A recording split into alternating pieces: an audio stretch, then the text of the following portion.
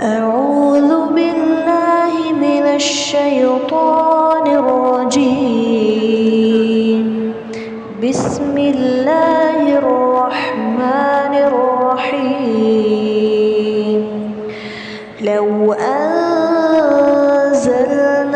هذا القرآن على جبل لرأيته خاشعا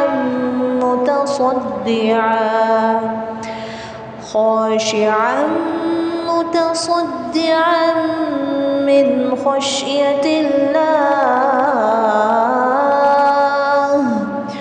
وتلك الأمثال نضربها للناس لعلهم يتفكرون. اللہ سبحانہ تعالیٰ فرماتے ہیں کہ اے لوگو، اگر ہم اس قرآن کو کسی پہاڑ پر نازل کرتے تو آپ اسے دیکھتے کہ اللہ کے خوف سے جھک کر پھٹ جاتا، اور ہم یہ مثالیں لوگوں کے لیے بیان کرتے ہیں تاکہ وہ غور کرے۔ ربی اشرح لی صدری ویسر لی امری واحلل عقدۃ من لسانی یفقہوا قولی واجعل لی وزیرا من اہلی ربی یسر ولا تعسر وتمم بالخیر وبک نستعین آمین یا الہی آمین۔ اللہم صلی علی محمد وعلی آل محمد کما صلیت علی ابراہیم وعلی آل ابراہیم انکا حمید مجید۔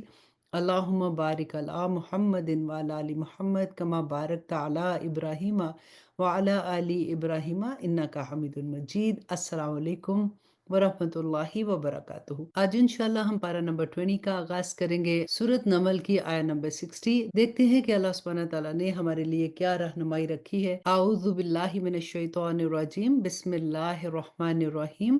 امن خلق السماوات والارض، بھلا وہ کون ہے جس نے آسمان و زمین کو پیدا کیا اور تمہارے لیے آسمان سے پانی اتارا، پھر ہم نے اس پانی سے بارونق باغ اگائے۔ تمہارے بس میں نہیں تھا کہ تم ان کے درختوں کو اگا سکتے۔ کیا پھر بھی تم یہ کہتے ہو کہ اللہ کے ساتھ کوئی اور خدا ہے؟ نہیں، بلکہ ان لوگوں نے راستے سے منہ موڑ رکھا ہے۔ بھلا وہ کون ہے جس نے زمین کو قرار کی جگہ بنایا اور اس کے بیچ بیچ میں دریا پیدا کیے، اور اس کو ٹھہرنے کے لیے پہاڑوں کو میخیں گاڑ دیا، اور دو سمندروں کے درمیان ایک آڑ رکھ دی؟ کیا پھر بھی تم کہتے ہو کہ اللہ کے ساتھ کوئی اور خدا ہے؟ نہیں، بلکہ ان میں سے اکثر لوگ حقیقت سے ناواقف ہیں۔ بھلا وہ کون ہے کہ جب کوئی بے قرار اسے پکارتا ہے تو وہ اس کی دعا کو قبول کرتا ہے اور تکلیف دور کر دیتا ہے، اور جو تمہیں زمین کا خلیفہ بناتا ہے۔ اور آیہ نمبر 62، کیا پھر بھی تم کہتے ہو کہ اللہ کے ساتھ کوئی اور خدا ہے؟ نہیں، بلکہ تم بہت کم نصیحت قبول کرتے ہو۔ بھلا وہ کون ہے جو خشکی اور سمندر کے اندھیروں میں تمہیں راستہ دکھاتا ہے، اور جو اپنی رحمت کی بارش سے پہلے ہوائیں بھیجتا ہے؟ وہ تمہیں بارش کی خوشخبری دیتا ہے۔ کیا پھر بھی تم یہ کہتے ہو کہ اللہ کے ساتھ کوئی اور خدا ہے؟ نہیں، بلکہ اللہ اس شرک سے بہت بلند و بالا ہے جس کا ارتکاب یہ لوگ کر رہے ہیں۔ بھلا وہ کون ہے جس نے ساری مخلوق کو پہلی بار پیدا کیا، پھر وہ اس کو دوبارہ پیدا کرے گا، اور جو تمہیں آسمان و زمین سے رزق فراہم کرتا ہے؟ کیا پھر بھی تم کہتے ہو کہ اللہ کے ساتھ کوئی اور خدا ہے؟ کہو کہ لاؤ اپنی کوئی دلیل اگر تم سچے ہو۔ کہہ دو کہ اللہ کے سوا آسمانوں اور زمینوں میں کسی کو بھی غیب کا علم نہیں ہے، اور لوگوں کو یہ بھی پتہ نہیں ہے کہ انہیں کب دوبارہ زندہ کیا جائے گا، بلکہ آخرت کے بارے میں ان کافروں کا علم بے بس ہو کر رہ گیا ہے، بلکہ وہ اس کے بارے میں شک میں مبتلا ہیں، بلکہ اس سے اندھے ہو چکے ہیں۔ اور آیہ نمبر 67، کہ جن لوگوں نے کفر اپنا لیا ہے وہ کہتے ہیں کہ جب ہم اور ہمارے باپ دادا مٹی ہو جائیں گے تو کیا اس وقت واقعی ہمیں قبروں سے نکالا جائے گا؟ ہم سے اور ہمارے باپ دادوں سے اس قسم کے وعدے پہلے بھی کیے گئے تھے، لیکن ان کی حقیقت اس کے سوا کچھ نہیں کہ یہ قصے کہانیاں ہیں جو پرانے زمانے کے لوگوں سے نقل کی ہوئی چلی آ رہی ہیں۔ کہو کہ کیا ذرا زمین میں سفر کر کے دیکھو کہ مجرموں کا انجام کیسا تھا، اور اے پیغمبر تم ان لوگوں پر غم نہ کرو، اور یہ جب مکاری کا مظاہرہ کر رہے ہیں اس کی وجہ سے گھٹن محسوس نہ کرو۔ یہ تم سے یوں کہتے ہیں کہ یہ وعدہ کب پورا ہوگا؟ اگر تم سچے ہو کہہ دو کہ کچھ بعید نہیں کہ جس عذاب کی تم جلدی مچا رہے ہو اس کا کچھ حصہ تمہارے بالکل پاس آ لگا ہو، اور حقیقت یہ ہے کہ تمہارا پروردگار لوگوں پر بڑا فضل کرنے والا، لیکن ان میں سے اکثر لوگ شکر ادا نہیں کرتے ہیں۔ آیا نمبر 74، اور یقین رکھو کہ تمہارا پروردگار وہ ساری باتیں بھی جانتا ہے جو ان کے سینے چھپائے ہوئے ہیں، اور وہ باتیں بھی جو وہ علانیہ کرتے ہیں، اور آسمان اور زمین کی کوئی پوشیدہ چیز ایسی نہیں ہے جو ایک واضح کتاب میں درج نہ ہو۔ واقعہ یہ ہے کہ یہ قرآن بنی اسرائیل کے سامنے اکثر ان باتوں کی حقیقت واضح کرتا ہے جن میں وہ اختلاف کرتے ہیں، اور یقیناً یہ ایمان لانے والوں کے لیے ہدایت اور رحمت ہے، اور تمہارا پروردگار یقیناً ان کے درمیان اپنے حکم سے فیصلہ کرے گا، اور وہ بڑا اقتدار والا اور بڑا علم والا ہے۔ لہٰذا اے پیغمبر، تم اللہ پر بھروسہ رکھو، یقیناً تم کھلے کھلے حق پر ہو۔ یاد رکھو کہ تم مردوں کو اپنی بات نہیں سنا سکتے ہو، اور نہ تم بہروں کو اپنی پکار سنا سکتے ہو جب وہ پیٹ پھیر کر چل کھڑے ہوں، اور نہ تم اندھوں کو ان کی گمراہی سے بچا کر راستے پر لا سکتے ہو۔ تم تو انہی لوگوں کو اپنی بات سنا سکتے ہو جو ہماری آیتوں پر ایمان لائیں، پھر وہی لوگ فرما بردار بھی ہوں گے۔ اور آیت نمبر 82، اور جب ہماری بات پوری ہونے کا وقت ان لوگوں پر آ پہنچے گا تو ہم ان کے لیے زمین سے ایک جانور نکالیں گے جو ان سے باتیں کرے گا۔ اب یہ قیامت کی نشانیاں بتا رہے ہیں اللہ سبحانہ تعالیٰ کہ لوگ ہماری آیتوں پر یقین نہیں رکھتے تھے، اور اس دن کو نہ بھولو جب ہم ہر امت میں سے ان لوگوں کی پوری فوج کو گھیر کر لائیں گے جو ہماری آیتوں کو جھٹلایا کرتے تھے، پھر ان کی جماعت بندی کی جائے گی، یہاں تک کہ جب یہ سب آ جائیں گے تو اللہ سبحانہ تعالیٰ ان سے کہیں گے کہ کیا تم نے میری آیتوں کو پوری طرح سمجھے بغیر ہی جھٹلا دیا تھا، یا کیا کرتے رہے تھے؟ اور انہوں نے جو ظلم کیا تھا اس کی وجہ سے ان پر عذاب کی بات پوری ہو جائے گی، چنانچہ وہ کچھ بول نہیں سکیں گے۔ کیا انہوں نے نہیں دیکھا کہ ہم نے رات اس لیے بنائی ہے کہ وہ اس میں سکون حاصل کریں، اور دن اس طرح بنایا ہے کہ اس میں چیزیں دکھائی دیں؟ یقیناً اس میں ان لوگوں کے لیے بڑی نشانیاں ہیں جو ایمان لاتے ہیں۔ ابھی ہم نے جو جانور کے بارے میں پڑھا نا قیامت کی نشانیوں میں، اس کے بارے میں کہتے ہیں کہ قیامت کی آخری علامتوں میں سے ایک علامت قیامت کے بالکل قریب یہ ظاہر ہوگی کہ اللہ سبحانہ تعالیٰ زمین سے ایک عجیب الخلقت جانور پیدا کریں گے جو انسان سے بات کرے گا۔ بعض روایات سے معلوم ہوتا ہے کہ اس کے فوراً بعد ہی قیامت آ جائے گی، اور اس جانور کے نکلنے کے بعد توبہ کا دروازہ بند ہو جائے گا۔ اور آیت نمبر 87، اور جس دن سور پھونکا جائے گا تو آسمانوں اور زمین کے سب رہنے والے گھبرا اٹھیں گے سوائے ان کے جنہیں اللہ چاہے گا، اور وہ سب اس کے پاس جھکے ہوئے حاضر ہوں گے۔ تم آج پہاڑوں کو دیکھتے ہو تو یہ سمجھتے ہو کہ یہ اپنی جگہ جمے کھڑے ہیں، حالانکہ اس دن وہ اس طرح پھر رہے ہوں گے جیسے بادل پھرتے ہیں۔ یہ سب اللہ کی کاریگری ہے جس نے ہر چیز کو مستحکم طریقے سے بنایا ہے۔ یقیناً اسے پوری خبر ہے کہ تم کیا کام کرتے ہو۔ جو کوئی نیکی لے کر آئے گا اسے اس سے بہتر بدلہ ملے گا، اور ایسے لوگ اس دن ہر قسم کی گھبراہٹ سے محفوظ رہیں گے۔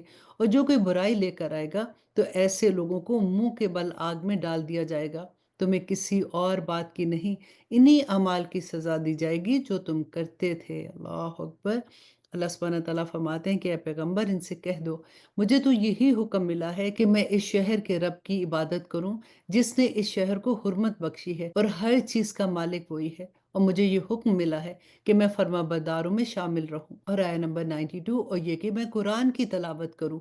اب جو شخص ہدایت کے راستے پر آئے وہ اپنے ہی فائدے کے لیے راستے پر آئے گا، اور جو گمراہی اختیار کرے گا تو کہہ دینا کہ میں تو بس ان لوگوں میں سے ہوں جو خبردار کرتے ہیں۔ اور آیت نمبر 93 جو سورۃ نمل کی آخری آیا ہے، اللہ سبحانہ تعالیٰ فرماتے ہیں اور کہہ دو کہ تمام تعریفیں اللہ کی ہیں، وہ تمہیں اپنی نشانیاں دکھائے گا، پھر تم انہیں پہچان بھی لوگے، اور تمہارا پروردگار تمہارے کاموں سے بے خبر نہیں ہے۔ الحمدللہ، یہاں پہ سورۃ النمل ختم ہوتی ہے، اور اب شروع کرتے ہیں سورۃ القصص، اور تھوڑا سا تعارف دیکھ لیتے ہیں۔ حضرت عبداللہ بن عباس رضی اللہ عنہما کی ایک روایت میں ہے کہ یہ سورۃ نمل کے فوراً بعد نازل ہوئی تھی، اور مختلف روایات سے معلوم ہوتا ہے کہ یہ آخری سورہ ہے جو مکہ مکرمہ میں ہجرت سے پہلے نازل ہوئی تھی، کیونکہ اس کی آیت نمبر 85 اس وقت نازل ہوئی تھی جب رسول اللہ صلی اللہ علیہ وسلم ہجرت کی غرض سے مدینہ منورہ کے لیے روانہ ہو چکے تھے۔ سورت کا مرکزی مضمون رسول اللہ صلی اللہ علیہ وسلم کی رسالت اور اس کی دعوت کی سچائی کو ثابت کرنا ہے۔ سورت کی پہلی 43 آیتوں میں حضرت موسیٰ علیہ السلام کی ابتدائی زندگی کی وہ تفصیلات بیان فرمائی گئی ہیں جو کسی اور سورت میں بیان نہیں ہوئی۔ اس واقعے کو تفصیل کے ساتھ بیان فرمانے کے بعد آیت نمبر 44 سے اللہ سبحانہ تعالیٰ نے اشارہ فرمایا ہے کہ رسول اللہ صلی اللہ علیہ وآلہ وسلم کے پاس ان واقعات کو اتنی تفصیل سے معلوم کرنے کا کوئی اور ذریعہ نہیں تھا۔ اس کے باوجود جب آپ یہ واقعات بیان فرما رہے ہیں تو اس سے یہ بات بالکل واضح ہو جاتی ہے کہ آپ پر اللہ کی طرف سے وحی آتی ہے۔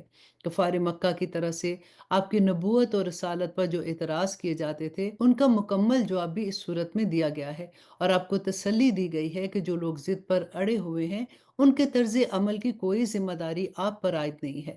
پھر کفار مکہ جن جھوٹے خداؤں پر ایمان رکھتے تھے ان کی تردید کی گئی ہے۔ قریش کے بڑے بڑے سردار اپنی دولت پر غرور کی وجہ سے بھی آپ کی دعوت کو قبول کرنے سے انکار کرتے تھے۔ ان کی عبرت کے لیے آیت نمبر 6 سے قارون کا واقعہ بیان کیا گیا ہے، جو حضرت موسیٰ علیہ السلام کے زمانے میں سب سے زیادہ دولت مند شخص تھا، لیکن اس کی دولت اسے تباہی سے نہ بچا سکی جو غرور اور ضد کے نتیجے میں اس پر آ کر رہی۔ سورت کے آخر میں رسول اللہ صلی اللہ علیہ وسلم سے وعدہ کیا گیا تھا کہ اگرچہ اس وقت آپ بے سر و سامانی کی حالت میں مکہ مکرمہ چھوڑنے پر مجبور ہیں، لیکن اللہ سبحانہ تعالیٰ آپ کو فاتح کی حیثیت سے دوبارہ مکہ مکرمہ واپس آنے کا موقع عطا کریں گے۔ اب شروع کرتے ہیں سورت القصص۔ یہ سورت مکی ہے اور اس میں 88 آیتیں اور 9 رکوع ہیں۔ اعوذ باللہ من الشیطان الرجیم، بسم اللہ الرحمن الرحیم۔ ط س م، یہ حروف مقطعات ہیں۔ تلک آیات الکتاب المبین، یہ اس کتاب کی آیتیں ہیں جو حقیقت واضح کرنے والی ہے۔ ہم ایمان لانے والوں کے فائدے کے لیے تمہیں موسیٰ اور فرعون کے کچھ حالات ٹھیک ٹھیک پڑھ کر سناتے ہیں۔ واقعہ یہ ہے کہ فرعون نے زمین میں سرکشی اختیار کر رکھی تھی اور اس نے وہاں کے باشندوں کو الگ الگ گروہوں میں تقسیم کر دیا تھا، جن میں سے ایک گروہ کو اس نے اتنا دبا رکھا ہوا تھا کہ اس کے بیٹوں کو ذبح کر دیتا اور ان کی عورتوں کو زندہ چھوڑتا تھا۔ حقیقت یہ ہے کہ وہ ان لوگوں میں سے تھا جو فساد پھیلاتے تھے۔ اور آیت نمبر 5، اور ہم یہ چاہتے تھے کہ جن لوگوں کو زمین میں دبا کر رکھا گیا ہے ان پر احسان کرے، ان کو پیشوا بنائے، انہی کو ملک کا مال اور ان کے وارث بنا دیں اور انہیں زمین میں اقتدار عطا کریں، اور فرعون، حامان اور اس کے لشکروں کو وہی کچھ دکھا دیں جس سے بچاؤ کی وہ تدبیریں کرتے رہے تھے۔ اور ہم نے موسیٰ کی والدہ کو الہام کیا کہ تم اپنے بچے کو دودھ پلاؤ، پھر جب تمہیں ان کے بارے میں کوئی خطرہ ہو تو اسے دریا میں ڈال دینا، اور ڈرنا نہیں اور نہ صدمہ کرنا، یقین رکھو ہم اسے واپس تمہارے پاس پہنچا کر رہیں گے اور اس کو پیغمبروں میں سے ایک پیغمبر بنائیں گے۔ اسی طرح فرعون کے لوگوں نے اس بچے یعنی حضرت موسیٰ علیہ السلام کو اٹھا لیا تاکہ آخر کار وہ ان کے لیے دشمن اور غم کا ذریعہ بنے۔ بے شک فرعون، حامان اور اس کے لشکر بڑے خطا کار تھے۔ اور آیت نمبر 9 میں اللہ سبحانہ تعالیٰ فرماتے ہیں، اور فرعون کی بیوی نے فرعون سے کہا کہ یہ بچہ میری اور تمہاری آنکھوں کی ٹھنڈک ہے، اسے قتل نہ کرو، کچھ بعید نہیں کہ یہ ہمیں فائدہ پہنچائے یا ہم اسے اپنا بیٹا بنا لیں۔ اور یہ فیصلہ کرتے وقت انہیں انجام کا پتہ نہیں تھا۔ ادھر موسیٰ کی والدہ کا دل بے قرار تھا، قریب تھا کہ وہ سارا راز کھول دیتی، لیکن ہم نے اس کے دل کو سنبھالا۔ اگر ہم نے اس کے دل کو سنبھالا نہ ہوتا تاکہ وہ ہمارے وعدے پر یقین کیے رکھے تو انہوں نے موسیٰ کی بہن سے کہا کہ اس بچے کا کچھ سراغ لگاؤ۔ چنانچہ اس نے بچوں کو دور سے اس طرح دیکھا کہ ان لوگوں کو پتہ نہ چلا، اور ہم نے موسیٰ پر پہلے سے ہی بندش لگا دی تھی کہ دودھ پلانے والیاں انہیں دودھ نہ پلائیں۔ اس لیے ان کی بہن نے کہا کیا میں تمہیں ایسے گھرانے کا پتہ نہ بتاؤں جس کے لوگ تمہارے لیے اس بچے کی پرورش کریں اور اس کے خیر خواہ ہوں۔ اور آیت نمبر 13، اس طرح ہم نے موسیٰ کو اس کی ماں کے پاس لوٹا دیا تاکہ ان کی آنکھوں کی ٹھنڈک رہے اور وہ غمگین نہ ہو، اور تاکہ انہیں اچھی طرح معلوم ہو جائے کہ اللہ کا وعدہ سچا ہے، لیکن اکثر لوگ نہیں جانتے۔ جب موسیٰ اپنی بھرپور توانائی کو پہنچے اور پورے جوان ہو گئے تو ہم نے انہیں حکمت اور علم سے نوازا، اور نیک لوگوں کو ہم یوں ہی صلہ دیا کرتے ہیں۔ اور ایک دن وہ شہر میں ایسے وقت داخل ہوئے جب اس کے باشندے غفلت میں تھے، تو انہوں نے دیکھا کہ وہاں دو آدمی آپس میں لڑ رہے ہیں، ایک تو ان کی اپنی برادری کا تھا اور دوسرا ان کے دشمن قوم سے تھا۔ اب جو شخص ان کی برادری سے تھا اس نے انہیں ان کی دشمن قوم کے آدمی کے مقابلے میں مدد کے لیے پکارا۔ اس وقت موسیٰ نے اس کو ایک مکہ مارا جس سے اس کا کام تمام ہو گیا۔ پھر انہوں نے پچھتا کر کہا کہ یہ تو کوئی شیطان کی کاروائی ہے، حقیقت یہ ہے کہ وہ ایک کھلا دشمن ہے جو غلط راستے پر ڈال دیتا ہے۔ اور آیت نمبر 16، کہنے لگے کہ میرے پروردگار، میں نے اپنی جان پر ظلم کر لیا، اب مجھے معاف فرما دیجئے۔ چنانچہ اللہ نے انہیں معاف کر دیا، یقیناً وہی ہے جو بہت بخشنے والا اور بڑا مہربان ہے۔ موسیٰ نے کہا کہ میرے پروردگار، آپ نے جو مجھ پر انعام کیا ہے تو میں آئندہ کبھی مجرموں کی مددگار نہیں بنوں گا۔ پھر صبح کے وقت وہ شہر میں دوڑتے دوڑتے حالات کا جائزہ لے رہے تھے، اتنے میں دیکھا کہ جس شخص نے کل ان سے مدد مانگی تھی وہ پھر انہیں فریاد کے لیے پکارا ہے۔ موسیٰ نے اسے کہا کہ معلوم ہوا کہ تم تو کھلم کھلا شریر آدمی ہو۔ اور آیت نمبر 19، پھر جب انہوں نے اس شخص کو پکڑنے کا ارادہ کیا جو ان دونوں کا دشمن تھا تو اس اسرائیلی نے کہا کہ موسیٰ، کیا تم مجھے اسی طرح قتل کرنا چاہتے ہو جیسے تم نے کل ایک آدمی کو قتل کر دیا تھا؟ تمہارا مقصد اس کے سوا کچھ نہیں کہ تم زمین میں اپنی زبردستی جماؤ، اور تم مسئلے بننا نہیں چاہتے ہو۔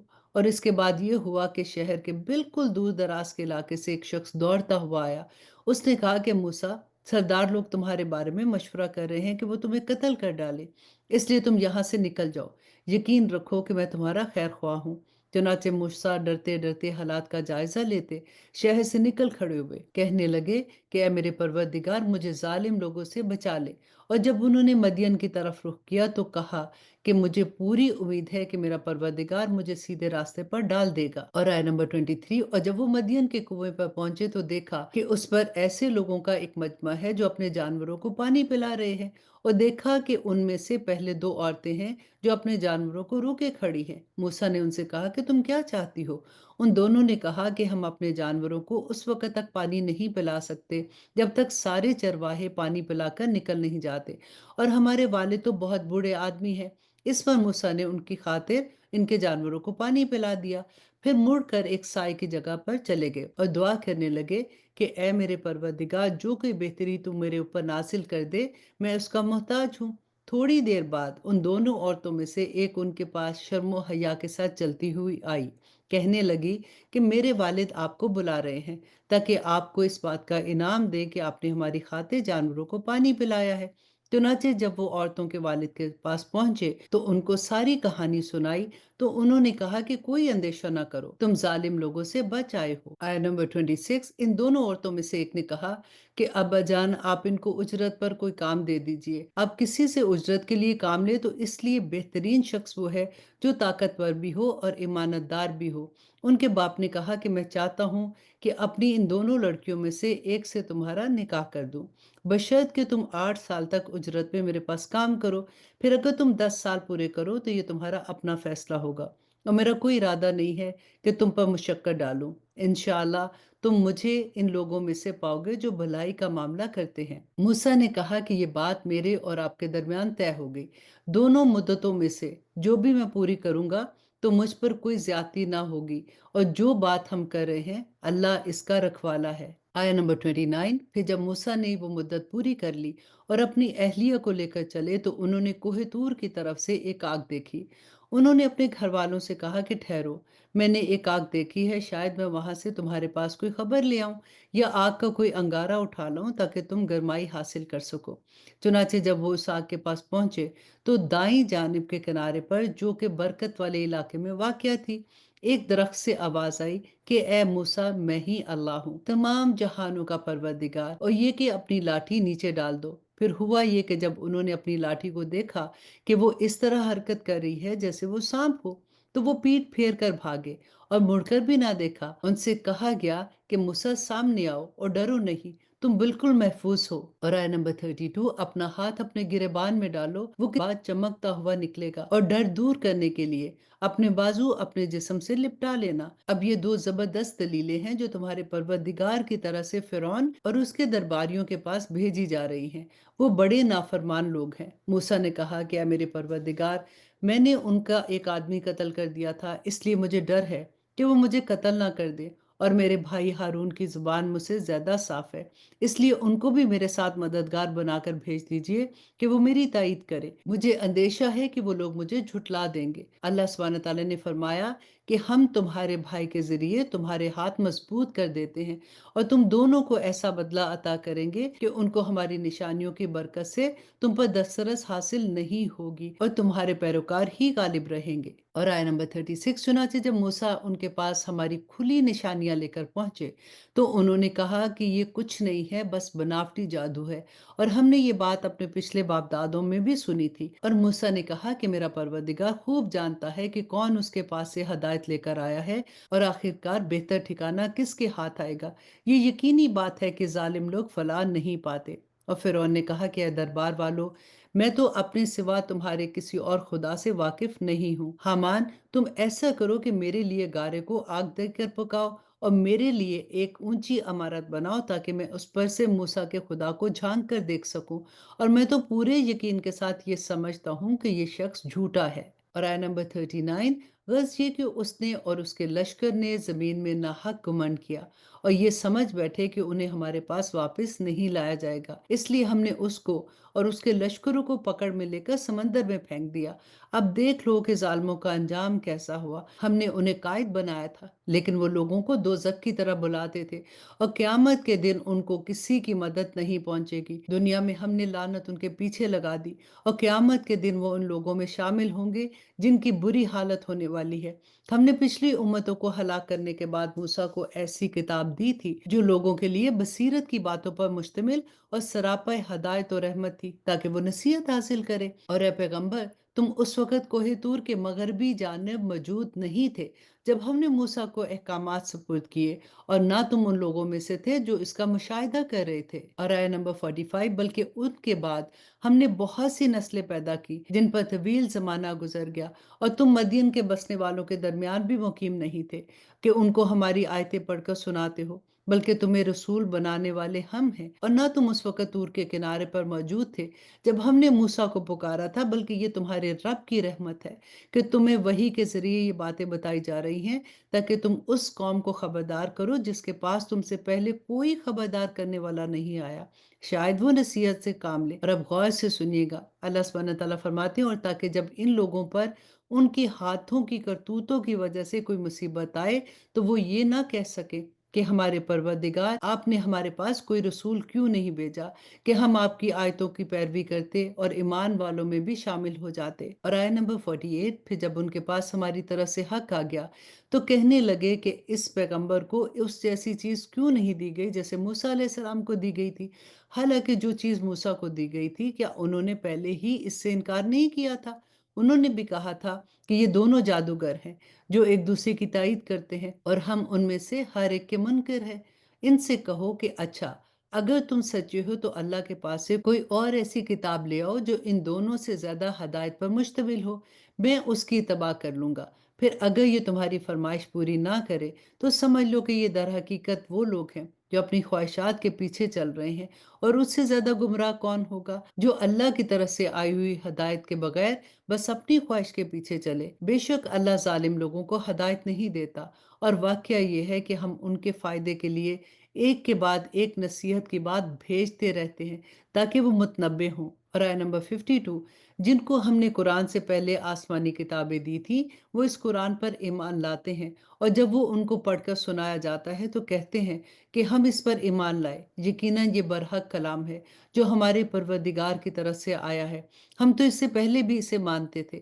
ایسے لوگوں کو ان کا ثواب دوہرا دیا جائے گا کیونکہ انہوں نے صبر سے کام لیا، اور وہ نیکی سے برائی کو دور کرتے ہیں، اور ہم نے جو کچھ ان کو دیا ہے اس میں سے اللہ کے راستے میں خرچ کرتے ہیں۔ اور آیت نمبر 55، اور جب وہ کوئی بےہودہ بات سنتے ہیں تو اسے ٹال جاتے ہیں اور کہتے ہیں کہ ہمارے لیے ہمارے اعمال ہیں اور تمہارے لیے تمہارے اعمال ہیں، ہم تمہیں سلام کرتے ہیں، ہم نادان لوگوں سے الجھنا نہیں چاہتے۔ اے پیغمبر، حقیقت یہ ہے کہ تم جس کو خود چاہو ہدایت تک نہیں پہنچا سکتے، بلکہ اللہ جس کو چاہتا ہے ہدایت تک پہنچا دیتا ہے، اور ہدایت قبول کرنے والوں کو وہی خوب جانتا ہے۔ اور یہ لوگ کہتے ہیں کہ اگر ہم آپ کے ساتھ ہدایت کی پیروی کریں گے تو ہمیں اپنی زمین سے کوئی اچک کر لے جائے گا، بھلا کیا ہم نے ان کو اس حرم میں جگہ نہیں دے رکھی جو اتنا پرامن ہے کہ ہر قسم کے پھل اس کی طرف کھنچے چلے آتے ہیں، جو خاص ہماری طرف سے دیا ہوا رزق ہے، لیکن ان میں سے اکثر لوگ نہیں جانتے۔ اور آیت نمبر 58، اور کتنی ہی بستیاں وہ ہیں جو اپنی مشیت پر اتراتی ہیں، ہم نے ان کو تباہ کر ڈالا، اب ان کی رہائش گاہیں تمہارے سامنے ہیں جو ان کے بعد کبھی آباد ہی نہ ہو سکی، اور ہم ہی تھے جو اس کے وارث بنے، اور تمہارا پروردگار ایسا نہیں ہے کہ وہ بستیاں یوں ہی ہلاک کر ڈالے جب تک اس نے ان بستیوں کے مرکزی مقام پر کوئی رسول نہ بھیجا ہو جو ان کو ہماری آیتیں پڑھ کر سنائے، اور ہم بستیوں کو اس وقت تک ہلاک نہیں کرنے والے جب تک اس کے باشندے ظالم نہ بن جائیں۔ اور آیت نمبر 60، اور تم کو جو کچھ بھی دیا گیا ہے وہ دنیاوی زندگی کی پونجی اور اس کی سجاوٹ ہے، اور جو کچھ اللہ کے پاس ہے وہ کہیں زیادہ بہتر اور کہیں زیادہ پائیدار ہے۔ پھر بھی کیا تم عقل سے کام نہیں لیتے؟ بھلا بتاؤ کہ جس شخص سے ہم نے اچھا سا وعدہ کر رکھا ہے اور وہ اس وعدے کو پا کر رہے گا، کیا وہ اس جیسا ہو سکتا ہے جسے ہم نے دنیاوی زندگی کی پونجی کے کچھ مزے دے دیے ہیں؟ پھر وہ ان لوگوں میں شامل ہونے والا ہے جو قیامت کے دن دھر لیے جائیں گے۔ اور وہ دن کبھی نہ بھولو جب اللہ ان لوگوں کو پکارے گا اور کہے گا، کہاں ہے خدائی میں میرے وہ شریک جن کا تم دعویٰ کرتے تھے؟ اور آیت نمبر 63، جن کے خلاف اللہ کی بات پوری ہو چکی ہوگی، وہ کہیں گے کہ اے ہمارے پروردگار، یہ لوگ جن کو ہم نے گمراہ کیا تھا، ہم نے ان کو اسی طرح گمراہ کیا جیسے ہم خود گمراہ ہوئے۔ ہم آپ کے سامنے ان سے دستبردار ہوتے ہیں، یہ ہماری عبادت نہیں کرتے تھے۔ اور ان کافروں سے کہا جائے گا کہ پکارو ان کو جنہیں تم نے اللہ کا شریک بنا رکھا تھا، چنانچہ وہ ان کو پکاریں گے مگر وہ ان کو جواب نہیں دیں گے، اور یہ عذاب آنکھوں سے دیکھ لیں گے۔ کاش یہ ایسے ہوتے کہ ہدایت قبول کر لیتے۔ اور وہ دن بھی ہرگز نہ بھولو جب اللہ سبحانہ تعالیٰ ان کو پکارے گا اور کہے گا کہ تم نے پیغمبروں کو کیا جواب دیا تھا؟ اس پر ساری باتیں جو یہ بنایا کرتے تھے اس دن بے نشان ہو جائیں گی، چنانچہ وہ آپس میں ایک دوسرے سے کچھ پوچھ گچھ بھی نہیں کر سکیں گے۔ آیت نمبر 67، البتہ جن لوگوں نے توبہ کر لی اور ایمان لے آئے اور نیک عمل کیے تو پوری امید ہے کہ وہ ان لوگوں میں شامل ہوں گے جنہیں فلاح حاصل ہو چکی ہے۔ اور تمہارا پروردگار جو چاہتا ہے پیدا کرتا ہے اور جو چاہتا ہے پسند کرتا ہے، ان کو کوئی اختیار نہیں ہے۔ اللہ ان کے شرک سے پاک اور بلند و بالا ہے، اور تمہارا پروردگار ان باتوں کو بھی جانتا ہے جو ان کے سینے میں چھپے ہوئے ہیں، اور ان باتوں کو بھی جانتا ہے جو وہ کھلم کھلا کرتے ہیں۔ اللہ وہی ہے، اس کے سوا کوئی عبادت کے لائق نہیں، تعریف اسی کی ہے، دنیا میں بھی اور آخرت میں بھی، اور حکم اسی کا چلتا ہے، اور اسی کی طرف تم سب واپس بھیجے جاؤ گے۔ اے پیغمبر، ان سے کہو، ذرا یہ بتاؤ کہ اگر اللہ تم پر رات کو ہمیشہ کے لیے قیامت کے دن تک مسلط کر رکھے تو اللہ کے سوا کون معبود ہے جو تمہارے پاس روشنی لے آئے؟ بھلا کیا تم سنتے نہیں ہو؟ اور آیت نمبر 82، کہو، ذرا یہ بتاؤ کہ اگر اللہ تم پر دن کو ہمیشہ کے لیے قیامت کے دن تک مسلط کر دے تو اللہ کے سوا کون معبود ہے جو تمہیں وہ رات لا کر دے دے جس میں تم سکون حاصل کر سکو؟ بھلا کیا تمہیں کچھ سجائی نہیں دیتا؟ یہ تو اسی نے اپنی رحمت سے تمہارے لیے رات بھی بنائی ہے اور دن بھی، تاکہ تم اس میں سکون حاصل کرو اور اس میں اللہ کا فضل تلاش کرو، اور تاکہ تم شکر ادا کرو۔ اور وہ دن نہ بھولو جب وہ ان مشرکوں کو پکارے گا اور کہے گا کہ کہاں ہے خدائی میں میرے وہ شریک جن کا تم دعویٰ کرتے تھے، اور ہم ہر امت میں سے ایک گواہی دینے والا نکال لائیں گے۔ پھر کہیں گے کہ لاؤ اپنی کوئی دلیل۔ اس وقت ان کو پتہ چل جائے گا کہ سچی بات اللہ ہی کی تھی، اور وہ ساری باتیں جو انہوں نے گھڑ رکھی تھی سب گم ہو کر رہ جائیں گی۔ اور آیت نمبر 76، قارون موسیٰ کی قوم کا ایک شخص تھا، پھر اس نے انہی پر زیادتی کی، اور ہم نے اسے اتنے خزانے دیے تھے کہ اس کی چابیاں طاقتور لوگوں کی ایک جماعت سے بھی مشکل سے اٹھائی جاتی تھی۔ ایک وقت تھا جب اس کی قوم نے اسے کہا کہ اتراؤ نہیں، اللہ اترانے والوں کو پسند نہیں کرتا، اور اللہ نے تمہیں جو کچھ دے رکھا ہے اس کے ذریعے آخرت والا گھر بنانے کی کوشش کرو، اور دنیا میں بھی اپنے حصے کو نظر انداز نہ کرو، اور جس طرح اللہ نے تم پر احسان کیا ہے تم بھی دوسروں پر احسان کرو، اور زمین میں فساد مچانے کی کوشش نہ کرو۔ یقین جانو کہ اللہ فساد کرنے والوں کو پسند نہیں کرتا۔ کہنے لگا کہ یہ سب کچھ تو مجھے خود اپنے علم کی وجہ سے ملا ہے۔ اللہ سبحانہ تعالیٰ فرماتے ہیں کہ بھلا کیا اس کو اتنا بھی علم نہیں تھا کہ اللہ نے اس سے پہلی نسلوں سے ایسے ایسے لوگوں کو ہلاک کر ڈالا تھا جو طاقت میں بھی اس سے زیادہ مضبوط تھے اور جن کی جمعیت بھی زیادہ تھی، اور مجرموں سے تو ان کے گناہوں کے بارے میں پوچھا بھی نہیں جاتا۔ اور آیت نمبر 79، پھر ایک دن وہ اپنی قوم کے سامنے اپنی آن بان کے ساتھ نکلا۔ جو لوگ دنیاوی زندگی کے طلبگار تھے وہ کہنے لگے کہ اے کاش ہمارے پاس بھی وہ چیزیں ہوتی جو قارون کو عطا کی گئی ہیں۔ یقیناً وہ بڑے نصیبوں والا ہے۔ اور جن لوگوں کو اللہ سبحانہ تعالیٰ کی طرف سے علم عطا ہوا تھا، انہوں نے کہا کہ تم پر افسوس ہے کہ تم ایسا کہہ رہے ہو۔ اللہ کا دیا ہوا ثواب اس شخص کے لیے کہیں زیادہ بہتر ہے جو ایمان لائے اور نیک عمل کرے، اور وہ انہیں کو ملتا ہے جو صبر سے کام لیتے ہیں۔ پھر ہوا یہ کہ ہم نے اسے اور اس کے گھر والوں کو زمین میں دھنسا دیا، پھر اسے کوئی ایسا گروہ میسر نہ آیا جو اللہ کے مقابلے میں اس کی مدد کرتا، اور نہ ہی وہ خود اپنا بچاؤ کر سکا۔ اور کل جو لوگ اس جیسا ہونے کی تمنا کر رہے تھے کہنے لگے، او ہو، پتہ چل گیا کہ اللہ اپنے بندوں میں سے جس کو چاہتا ہے رزق میں وسعت عطا کر دیتا ہے، اور جس کے لیے چاہتا ہے تنگی کر دیتا ہے۔ اگر اللہ نے ہم پر احسان نہ کیا ہوتا تو وہ ہمیں بھی زمین میں دھنسا دیتا۔ او ہو، پتہ چل گیا کہ کافر لوگ فلاح نہیں پاتے۔ اور آیہ نمبر 83، اللہ سبحانہ تعالیٰ فرماتے کہ وہ آخرت والا گھر تو ہم ان لوگوں کے لیے مخصوص کر دیں گے جو زمین میں نہ تو بڑھائی چاہتے ہیں اور نہ ہی فساد، اور آخر انجام پرہیزگاروں کے حق میں ہوگا۔ جو شخص کوئی نیکی لے کر آئے گا تو اس کو اس سے بہتر چیز ملے گی، اور جو کوئی بدی لے کے آئے گا تو جنہوں نے برے کام کیے ہوں گے ان کو کسی اور چیز کی نہیں، ان کے کیے ہوئے کاموں کی سزا ملے گی۔ اے پیغمبر، جس ذات نے تم پر اس قرآن کی ذمہ داری ڈالی ہے وہ تمہیں دوبارہ اس جگہ لا کر رہے گا جو تمہارے لیے محبت کی جگہ ہے۔ کہہ دو کہ میرا رب اس سے بھی خوب واقف ہے جو ہدایت لے کر آیا ہے، اور اس سے بھی جو کھلی گمراہی میں مبتلا ہے۔ اور آیہ نمبر 86، اور اے پیغمبر، تمہیں پہلے سے یہ امید نہیں تھی کہ تم پر یہ کتاب نازل کی جائے گی، لیکن یہ تمہارے رب کی طرف سے رحمت ہے، لیکن کافروں کے ہرگز مددگار نہ بننا۔ اور جب اللہ کی آیتیں تم پر نازل کر دی گئی ہیں تو اس کے بعد یہ لوگ تمہیں ہرگز ان پر عمل کرنے سے نہ روک پائیں، اور تم اپنے رب کی طرف لوگوں کو دعوت دیتے رہو اور ہرگز ان مشرکوں میں شامل نہ ہونا۔ اور اب اس سورہ کی آخری آیہ، اللہ سبحانہ تعالیٰ فرماتے ہیں، اور اللہ کے ساتھ کسی اور کو معبود نہ پکارو، اس کے سوا کوئی معبود نہیں ہے، ہر چیز فنا ہونے والی ہے سوائے اس کی ذات کے، حکومت اسی کی ہے اور اسی کی طرف تم کو لوٹ کر جانا ہے۔ اور اب شروع کرتے ہیں سورۃ عنکبوت، اور اس کا تھوڑا سا تعارف دیکھ لیتے ہیں۔ یہ سورت مکہ مکرمہ کے اس دور میں نازل ہوئی تھی جب مسلمانوں کو ان کے دشمنوں کے ہاتھوں طرح طرح کی تکلیفیں اٹھانی پڑ رہی تھی۔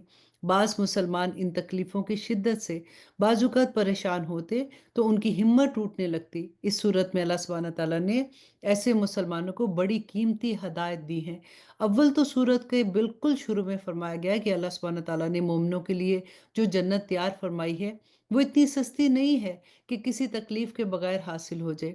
ایمان لانے کے بعد انسان کو مختلف آزمائشوں سے گزرنا ہی پڑتا ہے۔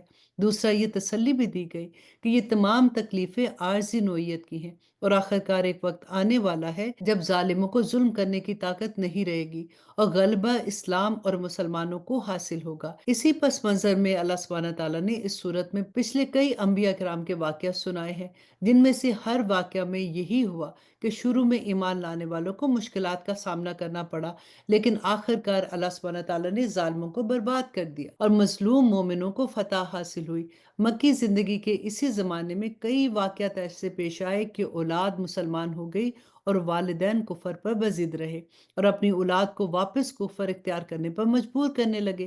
ان کا کہنا تھا کہ والدین ہونے کی وجہ سے ان کو اولاد کے دین اور مذہب کے مقابلے میں بھی ان کی فرما برداری کرنی چاہیے۔ اس سورت کی آیت نمبر 8 میں اللہ سبحانہ تعالیٰ نے اس سلسلے میں یہ معتدل اور برحق اصول بیان کیا کہ والدین کے ساتھ اچھا سلوک انسان کا فرض ہے، لیکن اگر وہ کفر یا اللہ سبحانہ تعالیٰ کی نافرمانی کا حکم دیں تو ان کی اطاعت جائز نہیں ہے۔ جن مسلمانوں کے لیے مکہ مکرمہ کے کافروں کا ظلم و ستم ناقابل برداشت ہو رہا تھا، ان کو اس صورت میں نہ صرف اجازت بلکہ ترغیب دی گئی کہ وہ مکہ مکرمہ سے ہجرت کر کے کسی ایسی جگہ چلے جائیں جہاں پہ وہ اطمینان کے ساتھ اپنے دین پر عمل کر سکیں۔ بعض کافی لوگ مسلمانوں پر زور دیتے تھے کہ دین اسلام کو چھوڑ دو، اور اگر اس کے نتیجے میں تم پر اللہ سبحانہ تعالیٰ کی طرف سے کوئی سزا آئی تو تمہاری طرف سے ہم اسے بھگت لیں گے۔ اس صورت کی آیہ نمبر 12 اور 13 میں اس لغو قسم کی پیشکش کی حقیقت واضح کر دی گئی کہ آخرت میں کوئی شخص کسی دوسرے کے گناہ کا بوجھ نہیں اٹھائے گا۔ اس کے علاوہ توحید، رسالت اور آخرت کے دلائل بھی اس صورت میں بیان ہوئے ہیں، اور اس سلسلے میں جو اعتراضات کافروں کی طرف سے اٹھائے جاتے تھے ان کا بھی جواب دیا گیا ہے۔ عنکبوت عربی میں مکڑی کو کہتے ہیں، اور اس सूरत की आयत नंबर 41 में अल्लाह सुब्हानहू तआला ने फरमाया कि मुशरिकीन की मिसाल ऐसी है जैसे किसी ने मकड़ी के जाले पर भरोसा कर रखा हो। इसलिए इस सूरत का नाम सूरत अनकबूत है। आऊज़ु बिल्लाहि मिनश शैतानिर रजीम, बिस्मिल्लाहिर रहमानिर रहीम। ये सूरा मक्की दौर की सूरा है और इसमें 69 आयात हैं और 7 रुकू हैं। शुरू अल्लाह के नाम से जो बड़ा मेहरबान और निहायत रहम करने वाला है। अलिफ लाम मीम हरूफ मुक़त्तात हैं। अहासिबन नासु अन युतरकू, क्या लोगों ने ये समझ रखा है कि उन्हें यूं ही छोड़ दिया जाएगा कि बस वो ये कह देंगे कि हम ईमान ले आए, अल्लाह अकबर, और उनको आजमाया नहीं जाएगा। हालांकि हमने उन सब की आजमाइश की जो इससे पहले गुजर चुके। लिहाजा अल्लाह जरूर मालूम करके रहेगा कि कौन लोग हैं जिन्होंने सच्चाई से काम लिया, और वो भी मालूम करके रहेगा कि कौन लोग झूठे हैं जिन लोगों ने बुरे काम किए हैं। क्या वो समझते हैं कि वो हमसे बाजी ले जाएंगे? बहुत बुरा अंदाजा है जो वो लगा रहे हैं। जो शख्स अल्लाह से जा मिलने की उम्मीद रखता है उसे यकीन रखना चाहिए कि अल्लाह की मुकर्रर की हुई मियाद जरूर आकर रहेगी, और वही है जो हर बात सुनता है और हर चीज को जानता है। और आया नंबर 6, और जो शख्स भी हमारे रास्ते में मेहनत उठाता है, और वो तो अपने ही फायदे के लिए मेहनत उठाता है, यकीनन अल्लाह तमाम दुनिया जहान के लोगों से बेनियाज है। और जो लोग ईमान ले आए हैं और उन्होंने नेक अमल किए हैं, हम उनकी खताओं को जरूर उनसे दूर कर देंगे, और जो अमल वो करते रहे हैं उनको बेहतरीन बदला जरूर देंगे। और हमने इंसान को हुक्म दिया कि वो अपने वालिदैन के साथ अच्छा सलूक करे, और अगर वो उन पर जोर डालें कि तुम मेरे साथ किसी ऐसे माबूद को शरीक ठहराओ जिसके बारे में तुम्हारे पास कोई दलील नहीं है, तो उनका कहना मत मानो, मेरी ही तरफ तुम सबको लौट कर आना है। उस वक्त मैं तुम्हें बताऊंगा कि तुम क्या करते रहे हो। और जो लोग ईमान लाए हैं और उन्होंने नेक अमल किए हैं, हम उन्हें जरूर नेक लोगों में शामिल कर देंगे। और आया नंबर 10, और कुछ लोग ऐसे हैं कि वो कह देते हैं कि हम अल्लाह पर ईमान ले आए हैं, फिर जब उनको अल्लाह के रास्ते में कोई तकलीफ पहुंच जाती है तो वो लोगों की पहुंचाई हुई तकलीफ को ऐसा समझते हैं जैसे अल्लाह का अजाब है। और अगर कभी तुम्हारे परवरदिगार की तरफ से कोई मदद इन मुसलमानों के पास आ गई तो ये जरूर कहेंगे कि हम तुम्हारे साथ हैं। भला क्या अल्लाह को वो बातें अच्छी तरह मालूम नहीं है जो सारे दुनिया जहां के लोगों के सीनों में छुपी हुई हैं? और अल्लाह सुब्हानहू तआला जरूर मालूम करके रहेगा कि कौन लोग ईमान लाए हैं, और वो जरूर मालूम करके रहेगा कि कौन लोग मुनाफिक हैं। और जिन लोगों ने कुफर अपना लिया है उन्होंने ईमान वालों से कहा कि हमारे रास्ते के पीछे चलो तो हम तुम्हारी खुताओं का बोझ उठा लेंगे। हालांकि वो इनकी खुताओं का जरा भी बोझ नहीं उठा सकते, और ये लोग यकीनन बिल्कुल झूठे हैं। और आया नंबर 13, और वो अपने गुनाहों का बोझ भी जरूर उठाएंगे और अपने बोझ के साथ कुछ और बोझ भी उठाएंगे। अब यहाँ पे गौर कीजिएगा कि अपना बोझ भी उठाएंगे और कुछ और लोगों का बोझ भी उठाएंगे जिन्होंने उन्हें गलत रास्ते पे चलाया होगा। और ये लोग जितने झूठ गढ़ा करते हैं, क़यामत के दिन उनसे इन सब के बारे में जरूर पूछा जाएगा। और हमने नूह को उनकी कौम के पास भेजा था, चुनाचे 50 कम 1000 साल तक वो इनके दरमियान रहे। फिर एक तूफान ने आ पकड़ा और वो जालिम लोग थे। फिर हमने नूह को और कश्ती वालों को बचा लिया, और हमने उनको दुनिया जहां वालों के लिए एक इबरत बना दिया। और हमने इब्राहिम अलैहिस्सलाम को भेजा जबकि उन्होंने अपनी कौम से कहा था कि अल्लाह की इबादत करो और उससे डरो, यही बात तुम्हारे लिए बेहतर है अगर तुम समझ से काम लो। जो कुछ तुम करते हो वो ये है कि अल्लाह को छोड़कर तुम बुतों की पूजा करते हो और झूठी बातें घड़ते हो। यकीन जानो कि अल्लाह को छोड़कर जिन जिन की तुम इबादत करते हो वो तुम्हें रिस्क देने का कोई इख्तियार नहीं रखते। इसलिए रिस्क अल्लाह के पास तलाश करो और उसकी इबादत करो और उसका शुक्र अदा करो। उसी के पास तुम्हें वापस लौट कर जाना है। और आया नंबर 18, और अगर तुम मुझे झुटला रहे हो तो तुमसे पहले बहुत सी कौमें झुटलाने की रवश इख्तियार कर चुकी हैं, और रसूल पर इसके सिवा कोई जिम्मेदारी नहीं कि वो साफ साफ बात को पहुंचा दे।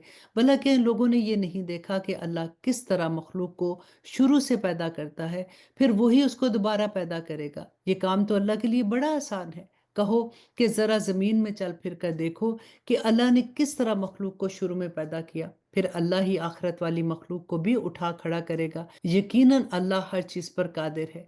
वो जिसको चाहेगा सजा देगा, जिसको चाहेगा उस पर रहम करेगा, और उसी की तरफ तुम सबको लौट कर जाना है। और तुम ना जमीन में अल्लाह को आजिज कर सकते हो ना आसमान में, और अल्लाह के सिवा तुम्हारा ना कोई रखवाला है और ना ही कोई मददगार। और जिन लोगों ने अल्लाह की आयतों का اور اس سے جا ملنے کا انکار کیا ہے وہ میری رحمت سے مایوس ہو چکے اور ان کے لیے دکھ دینے والا عذاب ہے۔ غز ابراہیم کی قوم کا جواب اس کے سوا کچھ نہ تھا کہ قتل کر ڈالو اس کو یا جلا ڈالو۔ پھر اللہ نے ابراہیم کو آگ سے بچا لیا۔ آیت نمبر 24، یقیناً اس واقعہ میں ان لوگوں کے لیے بڑی عبرتیں ہیں جو ایمان لاتے ہیں۔ اور ابراہیم نے یہ بھی کہا کہ تم نے اللہ کو چھوڑ کر بتوں کو خدا مانا ہوا ہے جس کے ذریعے دنیاوی زندگی میں تمہاری آپس کی دوستیاں قائم ہیں، پھر قیامت کے دن تم ایک دوسرے کا انکار کرو گے اور ایک دوسرے پر لعنت بھیجو گے اور تمہارا ٹھکانہ دوزخ ہوگا اور تمہیں کسی بھی طرح کے مددگار وہاں پہ میسر نہیں آئیں گے۔ پھر لوط ان پر ایمان لائے اور ابراہیم نے کہا کہ میں اپنے پروردگار کی طرف ہجرت کر کے جا رہا ہوں، وہی ہے جس کا اقتدار بھی کامل ہے اور حکمت بھی کامل ہے۔ اور آیت نمبر 27، اور ہم نے انہیں اسحاق و یعقوب جیسے بیٹے عطا کیے اور ان کی اولاد میں نبوت اور کتاب کا سلسلہ جاری رکھا اور ان کا اجر ہم نے انہیں دنیا میں بھی دیا اور یقیناً آخرت میں ان کا شمار صالحین میں ہوگا۔ ہم نے لوط کو بھی بھیجا جبکہ انہوں نے اپنی قوم سے کہا کہ حقیقت یہ ہے کہ تم ایسی بے حیائی کا کام کرتے ہو جو تم سے پہلے دنیا جہاں والوں میں کسی نے نہیں کی۔ کیا تم مردوں کے پاس جاتے ہو اور راستوں میں ڈاکے ڈالتے ہو اور اپنی بھری مجلسوں میں بدکاری کا ارتکاب کرتے ہو؟ پھر ان کی قوم کے لوگوں کے پاس اس کے سوا کوئی جواب نہ تھا کہ انہوں نے کہا کہ لے آؤ ہم پر اللہ کا عذاب اگر تم سچے ہو۔ لوط نے کہا کہ میرے پروردگار، ان مفسد لوگوں کے مقابلے میں میری مدد فرما۔ اور جب ہمارے بھیجے ہوئے فرشتے ابراہیم کے پاس اس کے بیٹے کی خوشخبری لے کر پہنچے تو انہوں نے کہا کہ ہم اس بستی والوں کو ہلاک کرنے آئے ہیں، حقیقت یہ ہے کہ اس کے باشندے بڑے ظالم بنے ہوئے ہیں۔ آیت نمبر 32، ابراہیم نے کہا کہ اس بستی میں تو لوط موجود ہیں۔ فرشتوں نے کہا کہ ہمیں خوب معلوم ہے کہ اس میں کون ہے، ہم انہیں اور ان کے متعلقین کو ضرور بچا لیں گے سوائے اس کی بیوی کے کہ وہ ان لوگوں میں شامل رہے گی جو پیچھے رہ جانے والے ہیں۔ اور جب ہمارے بھیجے ہوئے فرشتے لوط کے پاس پہنچے تو لوط ان کی وجہ سے سخت پریشان ہوئے اور ان کی وجہ سے ان کا دل تنگ ہونے لگا۔ ان فرشتوں نے کہا کہ آپ ڈریے نہیں اور نہ غم کیجیے، ہم آپ کو اور آپ کے متعلقین کو بچا لیں گے سوائے آپ کی بیوی کے جو پیچھے رہ جانے والوں میں شامل رہے گی۔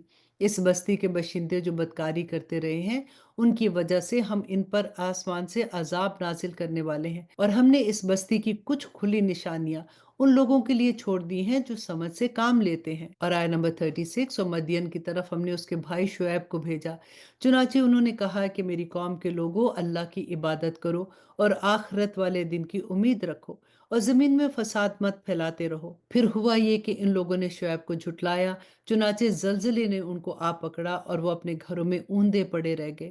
اور ہم نے عاد و سمود کو بھی ہلاک کیا اور ان کی تباہی تم پر ان کے گھروں سے واضح ہو چکی ہے، اور شیطان نے ان کے اعمال کو ان کی نگاہوں میں خوشنما بنا کر انہیں راہ راست سے روک دیا تھا، چنانچہ وہ سوجھ بوجھ سے کام نہیں لیتے تھے۔ اور قارون، فرعون اور حامان کو بھی ہم نے ہلاک کیا۔